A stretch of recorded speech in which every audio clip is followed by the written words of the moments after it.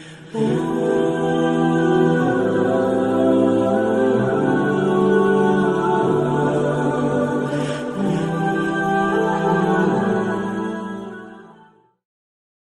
اور current issue جو آج کل سامنے آیا ہے تو بڑا مضحکہ خیز ہے، لیکن اب چونکہ ایک ویڈیو وائرل ہو چکی ہوئی ہے، لہذا ہماری رسپانسبلٹی ہے کہ ہمیں ایک فل ٹاس ملی ہے تو ایک چھکا مارا جائے باؤنڈری سے باہر۔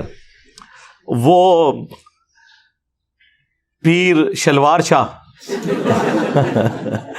آپ نے ویڈیو دیکھی ہوگی، یعنی ابھی تک تو ہم نے سنا تھا گھوڑے شاہ، ٹھیک ہے جی، کتے شاہ بھی ہے ایک، سید بگیاڑ شاہ، یہ اسلام آباد ہائی وے کے اوپر مزار ہے، وہ ارسیشن کتے کو بگیاڑ کہتے ہیں نا، سید بگیاڑ شاہ۔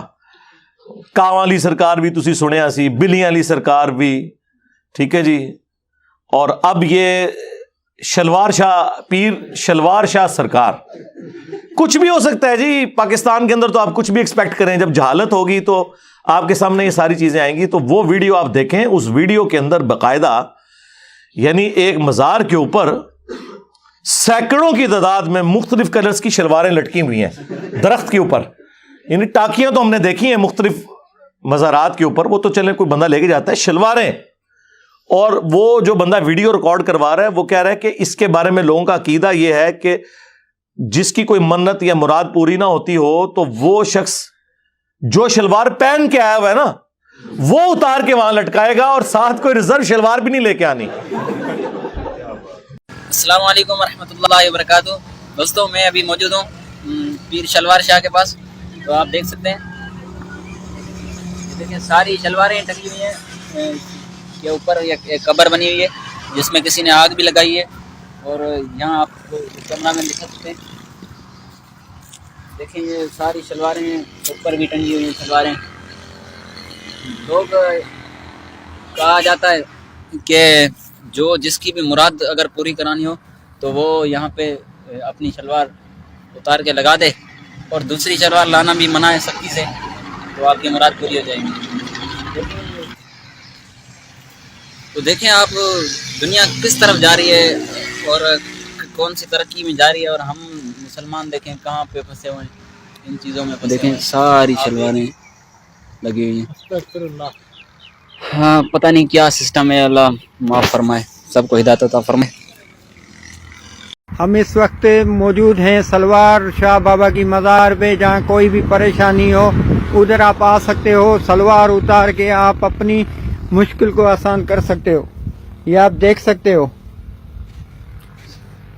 میرے بھائیو، ہم موجود ہیں سلوار شاہ بابا کی مزار پہ، جہاں سلوار اتار کے دعا مانگی جاتی ہے، اور دوسری شلوار لانا بھی یہاں پر منع ہے، کہا جاتا ہے ایسا۔ یہ آپ اندر دیکھ سکتے ہو دربار، یہاں آگے لگی پڑی سلواریں جلائی جا چکی ہے۔ اندازہ کریں ان لوگوں کا، یعنی ذہن کی پستی کا لیول، حالت دیکھیں ان کی۔ اچھا، اب یہ جب ہم باتیں کریں گے نا تو وہ کہیں گے نہیں نہیں نہیں یہ تو جعلی پیر ہے۔ اصلی کیڑے نے، اصلی بھی چندے کھا رہے ہیں، استحصال کر رہے ہیں غریبوں کا، کوئی محنت مزدوری نہیں کرتے، لوگوں کے چندوں کے اوپر پلتے ہیں۔ کون سے اصلی ہیں؟ اللہ سے ڈر جائیں۔ یہ ایک پورا کاروبار ہے جو چل رہا ہے، اور پھر اسی مزار کے اوپر کچھ شلواروں کو آگ بھی لگائی ہوئی تھی انہوں نے، ظاہر ہے کہ وہ اتنی زیادہ تو سنبھال نہیں سکتے، تو پھر وہ جلا دیتے ہوں گے۔ تو اب وہ میں جب ویڈیو مجھے ارشاد بھائی نے دکھائی تو میں دیکھ کے میں نے کہا یار یہ دیکھیں، یہ اس امت کی حالت ہے کہ جس کا امام الموحدین ہے صلی اللہ علیہ وآلہ وسلم، جس کی توحید کے بارے میں اتنی سینسٹیوٹی ہے کہ کسی اور شخصیت کی ایسی سینسٹیوٹی نہیں ہے۔ اور مجھے وہ حدیث یاد آ گئی جو جامعہ ترمذی کے اندر موجود ہے، مشکات میں بھی موجود ہے، سورۃ الاعراف کی آیت نمبر 138 کے کانٹیکسٹ میں، کہ نبی علیہ السلام غزوہ حنین کے موقع پر ایک جگہ سے گزرے جہاں پر ایک بہت بڑا درخت تھا جسے ذات انوات کہا جاتا تھا. اس کے اوپر مشرکین عرب اپنا اسلحہ لٹکاتے تھے تھوڑی دیر کے لیے، اور ان کا یہ عقیدہ تھا کہ جنگ میں اگر فتح پانی ہے تو یہاں پہ اپنی تلوار لٹکاؤ، جس طرح یہاں پہ وہ شلوار لٹکا رہے ہیں. ہن دیکھ لو انہاں دی نسبت کدے نال ہے. تو صحابہ کرام میں سے کچھ نے کہا یا رسول اللہ صلی اللہ علیہ وآلہ وسلم، آپ بھی ہمارے لیے کوئی درخت مقرر کر دیں برکت کے لیے. اللہ اکبر، اندازہ کریں. حالانکہ وہ یہ نہیں کہہ رہے تھے ہم نے درخت کی پوجا کرنی ہے. یہ تو کہتے نہیں مزار کے آگے کوئی جھک بھی گیا تو کیا ہوا، نہ تو اس کی انگلیاں مڑ کے قبلہ رخ ہوئی ہیں، نہ ناک کی ہڈی لگی ہے، سجدہ کہاں سے ہو گیا. تو یہاں تو کچھ بھی نہیں تھا، صرف اتنا کہا کہ ایک درخت مقرر کر دیں. متبرک چیز تو ہم بھی مان رہے ہیں نا، حجر اسود کو چومتے بھی ہیں. صحابہ کرام کا تو شرک کا کہیں شائبہ بھی نہیں تھا. بس اتنی بات کی تو نبی علیہ السلام نے کہا سبحان اللہ، اللہ پاک ہے. معذوف تھا عما یشرکون، ہر اس شرکی عقیدے سے جو لوگ اس کی طرف منسوب کرتے ہیں. تم نے تو آج وہی بات کر دی جو موسیٰ کے ماننے والوں نے کر دی تھی. وہاں پہ بھی دیکھیں وقت کا پیغمبر موجود ہے اور موسیٰ علیہ السلام کے ساتھی ابھی بھی تازہ معجزہ دیکھ کے آئے ہیں. سورۃ الاعراف آیت نمبر 138 کی تلاوت کی نبی علیہ السلام نے کہ جب وہ سمندر سے پار لگے تو انہوں نے ایک قوم کو دیکھا جو بتوں پر اعتکاف کیے ہوئے، دھیان کیے ہوئے بیٹھے تھے. یہ قرآن کی آیت ہے، سورہ الاعراف آیت نمبر 138. تو انہوں نے کہا کہ اے موسیٰ، آپ بھی اللہ کا کوئی بت ہمارے لیے مقرر کر دیں کہ ہم اس پہ دھیان کریں. جس طرح یہاں پہ آپ ہندو دیکھ رہے ہیں نا، وہ کہتے ہیں ہم بھی اسی خدا کو مانتے ہیں. یہ بھگوان کا جو بت ہے نا، یہ دھیان کرنے کے لیے ہے. حالانکہ ان کی کتابوں میں بھی اسٹیچو بنانا حرام ہے، جس طرح ہماری کتابوں میں بھی یہ شلواریں لٹکانا حرام ہے، لیکن یہ لوگ کر رہے ہیں. تو نبی علیہ السلام نے فرمایا آج تم نے وہی بات کر دی جو موسیٰ علیہ السلام کے ماننے والوں نے کی تھی. اور موسیٰ علیہ السلام نے اس وقت کیا کہا تھا، اے اللہ اس جاہل قوم سے میں تیری پناہ میں آتا ہوں. یعنی وقت کا پیغمبر موجود ہے اور ان کے ساتھی، میں صحابہ کرام نہیں کہتا، پھر کہیں گے توہین کر چھڑیس. تو وہ یہ کر رہے ہیں، اور یہ پھر انہوں نے کر بھی دیا. بعد میں 70,000 یہودی پھر قتل ہوئے اسی وجہ سے. 70,000 صحابہ حضرت موسیٰ کے قتل اس وجہ سے ہوئے کہ جب وہ کوہ طور پہ گئے تو انہوں نے پیچھے بچڑے کا ایک بت بنا لیا، معبود بنا لیا. سونا پگھلا کے سامری نے انہیں گمراہ کیا. بل ہو تو گئے. اور ان کی معافی پھر سورہ بقرہ میں آیا کہ معافی یہ ہے کہ اپنوں کو قتل کرو گے، ہر قبیلے والا اپنے ان لوگوں کو قتل کرے گا. قتل مرتد کی سزا آئی. پھر نبی علیہ السلام نے اسی حدیث میں الفاظ ہیں ترمذی کے، آپ نے فرمایا کہ تم بھی اگلے لوگوں کے پیچھے چل پڑو گے. یعنی جس طرح اگلے لوگوں نے غلط کام کیے تم بھی وہی کام کرو گے. اور یہ جو اگلا حصہ ہے نا، یہ بخاری اور مسلم میں بھی ہے کہ اللہ کی قسم، یہاں پہ الفاظ موجود ہیں ترمذی میں، اللہ کی قسم تم بھی اگلے لوگوں کے طریقے پہ چل پڑو گے. اور بخاری مسلم کے الفاظ ہیں اللہ کی قسم تم بھی اگلے لوگوں کی پیروی شروع کر دو گے، قدم با قدم، بالشت بر بالشت، حتیٰ کہ ان میں سے کوئی گوہ کے سوراخ میں داخل ہوا تم بھی پیروی کرتے ہوئے یہی کام کرو گے. صحابہ کرام نے پوچھا یہ اگلے لوگوں سے مراد کیا یہود و نصارہ ہیں؟ آپ نے فرمایا اگر وہ نہیں مراد تو اور کون سے لوگ مراد ہیں؟ یعنی نبی علیہ السلام نے پہلے ہی فرما دیا کہ جو اگلی امتوں میں شرکیہ عقائد اور نظریات تھے اس درجے میں تو نہیں، لیکن اس کے قریب قریب اس امت میں بھی آ جائیں گے، اور وہ ہم دیکھ رہے ہیں اپنی آنکھوں سے. تم بھی اگلے لوگوں کی پیروی شروع کر دو گے. یہاں پہ دیکھ لیں کیا کچھ ہو رہا ہے. انہوں نے بھی اپنے مولویوں کو اپنا رب مانا ہوا تھا. سورہ التوبہ کی آیت نمبر 31، اتخذوا احبارہم ورہبانہم اربابا من دون اللہ. یہود و نصارہ نے اپنے علماء کو اور جوگیوں کو، راہبوں کو، صوفیوں کو اپنا رب مان لیا تھا اللہ کے مقابلے پر. اور اسی آیت کے کانٹیکسٹ میں ایک حدیث ہے جامعہ ترمذی کے اندر جو شاہ ولی اللہ دہلوی نے حجت اللہ البالغہ میں تقلید کے خلاف کوٹ کی ہے کہ عدی ابن حاتم رضی اللہ تعالیٰ عنہ مسلمان ہوئے، جو مشہور فیاض حاتم تائی کے بیٹے تھے. پہلے نصرانی تھے تو کہنے لگے یا رسول اللہ قرآن میں ایک آیت ایسی ہے جو مجھے کھٹکتی ہے, مجھے اس کا فہم سمجھ نہیں آیا, کیونکہ میں خود نصرانی تھا, ہم نے تو کبھی اپنے علماء اور بزرگوں کی پرستش نہیں کی تھی. تو آپ صلی اللہ علیہ وآلہ وسلم نے فرمایا کہ کیا تم اپنے علماء اور جوگیوں, صوفیوں, راہبوں کے کہنے کے اوپر اللہ کی حلال کردہ چیز کو حرام اور حرام کردہ کو حلال نہیں ٹھہرا لیتے تھے ان کے فتووں کے اوپر؟ تو انہوں نے کہا ایسا ہی تھا یا رسول اللہ. تو فرمایا یہی تو ان کو رب بنانا ہے. اب اس سے کیا مسئلہ کلیئر ہوا کہ قرآن و سنت کے دلائل کے مقابلے پر آپ نے بزرگوں کی بات نہیں ماننی, ورنہ آپ انہیں خدا مانے ہوئے ہیں, کیونکہ شریعت کا کسٹوڈین تو خدا ہے یا اس کے بہاف پہ اس کا پروفٹ ہے صلی اللہ علیہ وآلہ وسلم. اور دوسرا یہ بھی پتا چلا جی جو آپ کو کہانیاں کراتے ہیں نا, علماء سے پوچھ پوچھ کے چلیں. اللہ تعالیٰ کے محبوب علیہ السلام کیا فرما رہے ہیں کہ علماء جو فرما رہے ہیں نا وہ قرآن و سنت سے پوچھ پوچھ کے چلنا ہے. کیا مولوی صحیح ہے کہنا کہ نہیں؟ آگے سے تو ادیب نے حاتم کو چاہیے تھا نا کہ یا رسول اللہ میں کوئی عالم دین تو نہیں تھا اس وقت, میں کیسے دیکھتا, یہ تو علماء کا کام ہے. اس کا مطلب مولوی جو بتائیں ریفرنس چیک کرنا ہے. یہی تو ہم کہہ رہے ہیں ہاں کہ مرنے سے پہلے اے مسلمان کر لے اس پہ غور, کتابوں کا خدا اور ہے بابوں کا خدا اور. یہ اللہ کے نبی خود فرما رہے ہیں کہ ادیب نے حاتم تجھے کر لینا چاہیے تھا غور کہ کتابوں میں کیا نازل ہوا ہے اور بابے تیرے کچھ اور کہہ رہے ہیں. ایتونی بکتاب من قبل ھذا او اثارۃ من علم ان کنتم صادقین. اے نبی ان سے فرماؤ اگر قرآن کو نہیں مانتے لاؤ جو تمہارے پاس کوئی کتابیں موجود ہیں نا ان میں سے مجھے بتا دو کوئی اس قسم کے شرکی عقائد اس میں لکھے ہوں یا انبیاء کے آثار, کوئی احادیث چلتی ہوں, سنت کا علم ہو, اگر تم سچے ہو. ایتونی بکتاب من قبل ھذا, کتاب کا ذکر بھی آ گیا, او اثارۃ من علم, اور علم کے آثار, کتاب بھی اور علم بھی. اسی کو میں نے علمی کتابی کر دیا کہ نہ میں بابی میں ہوں مسلم علمی کتابی. کہنے کتنے لکھا ہے جی سورہ احقاف میں لکھا ہوا ہے. یہ کہاں لکھا ہوا ہے کہ جی مرنے سے پہلے اے مسلمان کر لے اس پہ غور, کتابوں کا خدا اور ہے بابوں کا خدا اور. جی جامعہ ترمذی میں حدیث موجود ہے, آؤ نا داڑھ تلے. ہاں ویسے تو آپ کہتے ہیں جی دیکھیں جی ڈاکٹر اقبال نے تو حدیث کا ترجمہ کر دیا شعر کے اندر. وہ زمانے میں معزز تھے مسلمان ہو کر اور تم خوار ہوئے تارک قرآن ہو کر. یہ ترجمہ ہے مسلم شریف کی اس حدیث کا جو مشکات میں بھی ہے کہ اللہ تعالیٰ اس کتاب کی وجہ سے قوموں کو عروج دے گا اور اس کی وجہ سے زوال پذیر کرے گا. مستقبل کی خبر تھی لیکن ڈاکٹر اقبال کے زمانے میں یہ سب کچھ ہو چکا تھا, انہوں نے اسے ماضی بنا دیا.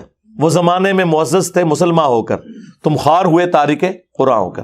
تو سرکار ڈاکٹر اقبال جو حدیث ترجمہ کرتا ہے تو انجینئر صاحب نہیں کر سکتے؟ میرے دیکھ لیں یہ سارے جتنے اشعار اور سلوگن ہیں یہ احادیث کے ترجمے ہیں. یہ ادیب نے حاتم کی جو حدیث اتخذوا احبارہم ورہبانہم اربابا من دون اللہ, یہ اس کا ترجمہ ہے کہ مرنے سے پہلے اے مسلمان کر لے اس پہ غور, کتابوں کا خدا اور ہے بابوں کا خدا اور. اگرچہ بابے اسی خدا کو مانتے ہیں لیکن ان کوالٹیز کے ساتھ نہیں مانتے جو کتابوں کے اندر آئی ہیں. اور نہ میں وابی نہ میں بابی, میں ہوں مسلم علمی کتابی. کہتے ہیں نہیں علمی کتابی بھائی وہ اس کی صفت ہے ہم مسلم ہیں. علمی کتابی اس لیے کہتے ہیں کہ قرآن میں ہے ایتونی بکتاب من قبل ھذا او اثارۃ من علم. اور المستدرک للحاکم میں حدیث ہے, اپنے بعد دو چیزیں چھوڑ کے جا رہا ہوں, قرآن اور تمہارے نبی کی سنت. تو کتابوں کے حوالے حضور کر کے گئے ہیں صلی اللہ علیہ وآلہ وسلم. اور غدیر خم پہ صحیح مسلم میں 4 احادیث ہیں. قرآن کو پکڑ لینا, اس میں ہدایت ہے, نور ہے, یہ اللہ کی رسی ہے, جو اسے پکڑے گا ہدایت پہ ہوگا, جو چھوڑ دے گا گمراہ ہو جائے گا. اور دوسری بھاری چیز میرے اہل البیت ہے, ان کے معاملے میں تمہیں اللہ کا خوف دلاتا ہوں. یہ جملہ 3 دفعہ آپ نے ریپیٹ کیا. اللہ کے فضل سے اس پلیٹ فارم سے توحید بھی قرآن کی بیان ہو رہی ہے اور اہل البیت کا بھی دفاع ہو رہا ہے. باقی سب نے ٹکڑوں میں دین لیا ہوا ہے. کل حزب بما لدیہم فرحون, ہر فرقہ خوش ہے جو اس نے ٹکڑے کا دین لیا ہوا ہے. یہاں پہ ٹوٹیلٹی میں دین بیان ہو رہا ہے. اہل حدیث نے توحید بیان کی قرآن والی, اہل بیت پہ آگے ان کی موت ہو گئی. اہل تشیع نے اہل بیت کا دفاع کیا, اگرچہ اس میں غلو بھی کیا لیکن دفاع تو کیا, لیکن توحید کے معاملے میں آگے موت ہو گئی. اہل البیت کے ساتھ وہ عقیدے منسوب کر دیے جو اللہ کا حق تھا. یہ وہ پلیٹ فارم ہے جہاں پہ کبھی ریڈ لائن کراس نہیں ہوتی. ہاں توحید گج وج کے بیان ہوگی اور اہل البیت کا بھی دفاع ہوگا, لیکن کوئی ریڈ لائن کراس نہیں ہوگی اللہ کے فضل سے الحمدللہ. تو وہ مجھے وہ شلوار شاہ سے یاد آیا کہ وہ شلواریں لٹکا رہے ہیں اور نبی علیہ السلام نے تو کوئی درخت مقرر نہیں کیا. آپ نے فرمایا کہ تم نے تو آج وہی بات کر دی جو موسیٰ علیہ السلام کے ماننے والوں نے کر دی تھی. تو نبی علیہ السلام کی آپ احتیاط کا لیول دیکھیں. آپ علیہ السلام نے اس درخت مقرر کرنے کو یعنی شرک کے ساتھ تشبیہ دے دیا. اس کو تو چھوڑ دیں, رسول اللہ نے اپنی قبر کے بارے میں فرمایا ہے, مسند احمد میں حدیث ہے, اللہم لا تجعل قبری وثنا یعبد, اے اللہ میری قبر کو وہ بت نہ بننے دینا کہ لوگ اس کی عبادت شروع کر دیں. رسول اللہ نے اپنی قبر کو بت کہہ دیا. ہمارے لیے تو اس پلانٹ ارتھ پہ رسول اللہ کی قبر مبارک سے زیادہ کوئی عزت اور احترام والی جگہ نہیں ہے, کوئی دنیا کی قبر اس کا مقابلہ نہیں کرتی. لیکن نبی علیہ السلام فرما رہے ہیں اگر اس کے ساتھ بھی کوئی عقیدہ منسوب کرو گے تو وہ شرکی عقیدہ ہے. اسی لیے بخاری اور مسلم دونوں میں حدیث ہے, سیدہ عائشہ سلام اللہ علیہا ہماری ماں کہتی ہیں کہ نبی علیہ السلام کے آخری دن چل رہے تھے بیماری کے, وفات سے کچھ عرصہ پہلے. آپ کو جب تکلیف ہوتی تو آپ اپنے چہرہ مبارک سے چادر کو ہٹاتے اور بار بار ایک جملہ بولتے, لعن اللہ الیہود والنصارى اتخذوا قبور انبیائہم مساجدہ, اللہ کی لعنت ہو یہود و نصارہ پر جنہوں نے اپنے نبیوں کی قبروں کو سجدہ گاہ بنا لیا تھا. اور اما عائشہ کے آگے الفاظ ہیں بخاری مسلم میں کہ اگر ہمیں یہ ڈر نہ ہوتا کہ لوگ رسول اللہ کی قبر پہ سجدے شروع کر دیں گے تو ہم رسول اللہ کی قبر کو زیارت کے لیے اوپن کر دیتے, یعنی میں اپنے حجرے کی دیوار گرا دیتی, جب جس کا دل کرے وہ قبر رسول پہ حاضر ہوتا. لیکن ہمیں ڈر تھا کہ رسول اللہ ہمیں ڈرا رہے تھے. ادھر تو اما عائشہ کو کسی نے نہیں کہا کہ شرک تو ختم ہو چکا ہے. اس کے اوپر میں نے پوری ویڈیو ریکارڈ کروائی ہے جنہوں نے آؤٹ آف کانٹیکسٹ بات کی ہے. مجھے اپنے بعد تم سے شرک کا خوف نہیں, وہ پوری ایک ڈاکٹرین ہے جو میں نے بیان کی ہے, وہ آپ میری ویڈیو دیکھ لیں. انہیں پتا تھا کہ بخاری میں حدیث موجود ہے. سیدنا عمر کہتے ہیں میں نے رسول اللہ کو ممبر پہ یہ بات کہتے ہوئے سنی تھی, دیکھنا میری شان کو اس طرح بلند نہ کرنا جس طرح نصارہ نے اپنے پیغمبر کو بڑھا دیا تھا. میں اللہ کا بندہ اور اس کا رسول ہوں, مجھے اللہ کا بندہ اور اس کا رسول ہی کہنا. محمدن عبدہ و رسول, الحمدللہ ہم یہی کہتے ہیں. اسی لیے تو میں کہتا ہوں کہ رسول اللہ کی کامیابی ہے کہ آپ کی میت کے اوپر محفل میلاد نہیں ہو رہی, آپ کی میت کے اوپر نعتیں نہیں پڑھی جا رہی, بلکہ بخاری میں 4 جگہ وہ حدیث آئی ہے سیدنا ابو بکر آپ کی میت کے اوپر خطبہ یہ دے رہے ہیں کہ جب نبی علیہ السلام کی ڈیتھ ہوئی تو حضرت ابو بکر صدیق حجرہ عائشہ میں داخل ہوئے, رسول اللہ کے چہرہ مبارک سے کفن کو ہٹایا, آپ علیہ السلام کے ماتھے پہ بوسہ دیا اور کہا یا رسول اللہ, اللہ تعالیٰ آپ پہ 2 موتیں جمع نہیں کرے گا, ایک موت آپ کا مقدر تھی وہ آپ کو آ گئی. اور پھر باہر نکل کے ممبر پہ چڑھ گئے. حالانکہ حضرت عمر لوگوں کو کہہ رہے تھے کہ جو یہ کہے گا کہ رسول اللہ فوت ہو گئے میں اس کی گردن اتار دوں گا. تو حضرت ابوبکر نے خطبہ دیا اور کہا کہ عمر کو اس کے حال پہ چھوڑ دو, اور آپ نے پہلا جملہ اتنا گستاخانہ بولا حمد و صلات کے بعد, آج کی ڈاکٹرین میں 295C لگتی ہے اس کے اوپر, ہمارے نزدیک تو بالکل صحیح بولا, الا من کان یعبد محمدا فإن محمدا قد مات. کان کھول کر سن لو, جو بھی تم میں محمد کی عبادت کرتا تھا جان لے کہ محمد مر چکے. اندازہ کریں, میرے خلاف کلپ بنائے ہوئے, یہ کہتا ہے مر چکے. اوے ابو بکر صدیق نے کہا رضی اللہ تعالیٰ عنہ, ڈنگرو کس کو گستاخ کہہ رہے ہو؟ انجینئر کو نہیں, انجینئر کے امام کو گستاخ کہہ رہے ہو. ابو بکر صدیق رضی اللہ تعالیٰ عنہ, یہ ان کا خطبہ ہے. اور اس سے بڑھ کر یہ ہے ہی جملہ بھی فرضی تھا. صحابہ میں کون حضور کی عبادت کرتا تھا؟ یہ ہوتے تنو اور کوئی نہیں گل بھی, تو یہی گل کہنی ہے تھے. تو پڑھ وما ارسلناک الا رحمۃ للعالمین, تو پڑھ ان اللہ و ملائکتہ یصلون علی النبی صلی اللہ علیہ وآلہ وسلم. نہیں, صحابہ کو پتا تھا اس موقع پہ یہی بات, کیونکہ اس انسانیت نے سب سے بڑا شرک ایک نبی کے نام پہ ہی دیکھا ہے, عیسیٰ ابن مریم کے نام کے اوپر. ہاں, تم میں جو بھی محمد کی عبادت کرتا تھا جان لے کہ محمد مر چکے. ومن کان یعبد اللہ, فإن اللہ حی لا یموت، اور جو کوئی اللہ کی عبادت کرتا تھا وہ جان لے کہ اللہ زندہ ہے، اسے کبھی موت نہیں آئے گی. یہ سنایا جاتا. اور پھر حضرت ابوبکر نے اپنے اس جملے کی تائید میں قرآن کی آیت پیش کی. پہلے جو کچھ بولا وہ نہ آیت تھی نہ حدیث تھی، ان کا ذاتی فتویٰ تھا، لیکن انہوں نے ڈیڈکٹ کیا قرآن کی آیت سے. ہو سکتا ہے اتنے کوئی کھلوئی نہ جائے جی قرآن حدیث تو ثابت کرو، تو حضرت ابوبکر نے خود ہی ثابت کر دیا. آپ نے سورہ آل عمران کی آیت نمبر 144 پڑھی، وما محمد الا رسول قد خلت من قبلہ الرسل افإن مات او قتل. محمد تو نہیں مگر ایک رسول، ان سے پہلے بھی کئی رسول گزرے، اگر یہ مر جائیں یا قتل کر دیے جائیں اور پاکستان میں وصال فرما جائیں یا شہید ہو جائیں، پاکستان میں تو یہ ترجمہ کرنا پڑتا ہے، تو کیا تم دین سے الٹے قدم پھر جاؤ گے؟ یعنی تم نے کوئی نبی پہ احسان کیا ہے ایمان قبول کر کے، اپنے اوپر احسان کیا ہے. پھر دوسری آیت پڑھی سورہ الزمر کی آیت نمبر 30، انک میت وانہم میتون، بے شک اے نبی تمہیں بھی مرنا ہے، تمہارے مخالفین کو بھی مرنا ہے، اور پھر اللہ کے حضور پیش ہونا ہے. اندازہ کریں. اور المستدرک للحاکم میں حدیث میں ایک تیسری آیت بھی پڑھی سورۃ الانبیاء سے،